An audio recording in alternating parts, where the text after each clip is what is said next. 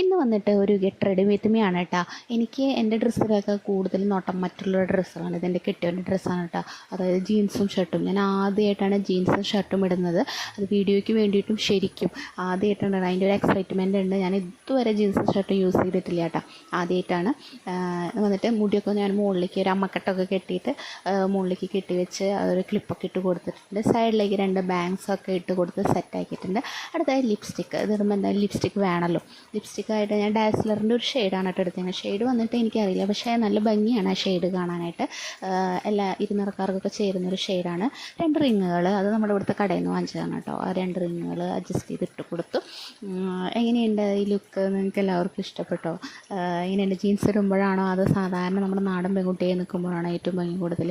ഈ പാൻറ്റുമത്തെ വള്ളിയൊന്നും ഞാൻ മുറിച്ച് കളഞ്ഞിട്ടില്ല. കാരണം അത് മുറിച്ച് കളഞ്ഞ് കഴിഞ്ഞാൽ എന്നെ മുറിക്കും. അതുകൊണ്ട് ഞാനത് ഒന്നും ചെയ്തിട്ടില്ല. അങ്ങനെ തന്നെ മടക്കിയെടുത്ത് കൊടുന്ന് വയ്ക്കും. അപ്പോൾ ഈ ലുക്ക് ഇഷ്ടപ്പെട്ട് കഴിഞ്ഞാൽ ലൈക്ക് ചെയ്യാം കേട്ടോ. Okay, by.